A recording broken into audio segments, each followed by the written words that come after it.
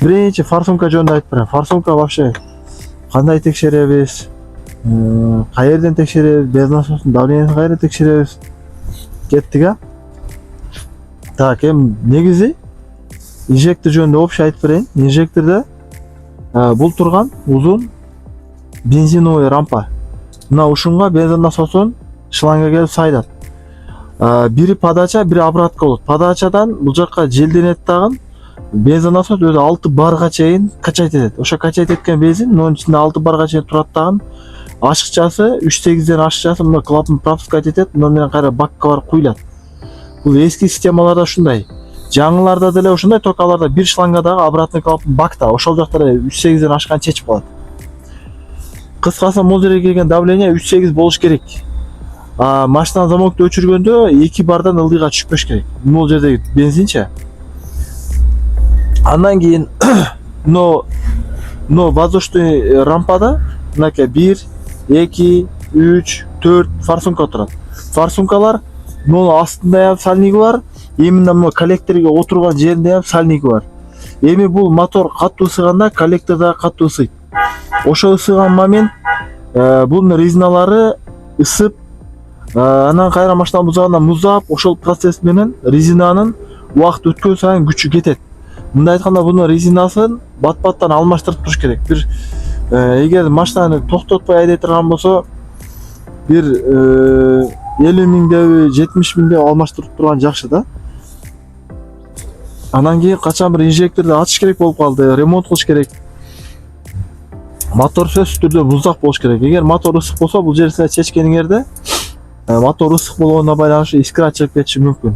Эгер бензинден искра чыга турган болсо, жаман жери бензин толук күйүп бүтмөйүнчө бул өчпөйт. Мындай айтканда мотор толук чачып күйүп кетет. Ошон үчүн дайыма рисковать этпестен мына аккумуляторуңарды чечип коюп бир жагын. Анан кийин мотор муздак, анан форсунканы чечип текшерсеңер болот. Анан буларды чечпей туруп, бир проверка бар бул жерде. ДМА генератор менен текшерет. Ал кандай десе, именно могу воздушный коллектор. Бул жерде мына датчик турат. Расходомер деген датчик. Ушу расходомери бар машиналарда мына ушул жерден баштап мунун ичи бардыгы туюк болуш керек. Расходомери жоктордо болсо, бул жерде дросселден баштап бул жагы полный туюк болуш керек, вакуум. То есть расходомери жок болсо, бул резина жыртык болсо эч нерсе болбойт. Бирок расходомери бар болсо, уже бул жер жыртык болсо, машина трайт этип расход көбөйүп кетет. Короче, бул расходомер деген датчиктин бул жагы бүтүн болуш керек, бүт туюк болуш керек.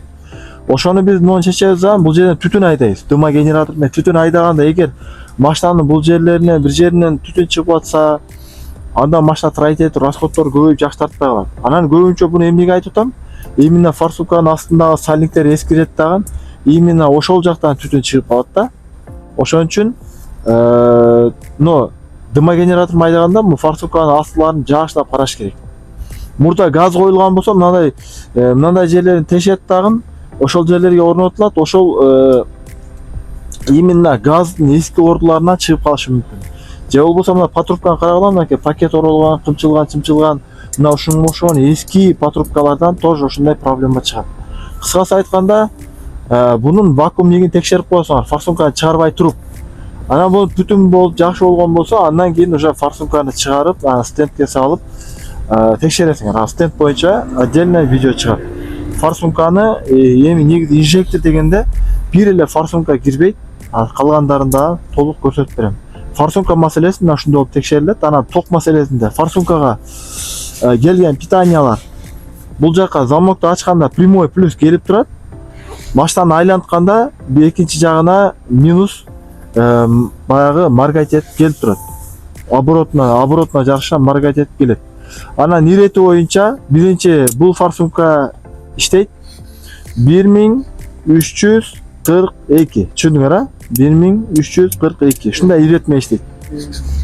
Эмнеге 1342? Себеби мотор баланс кармаш үчүн валдын бул башынан, экинчи башынан, бул башынан болуп, түшүндүңөр, а? Эгерде бир чекеден иштей турган болсо, мотор мындай эки жакка кыймылдап калат. Түшүндүңүзбү? Моторду баланс кармаш үчүн бул баштан болуп иштейт.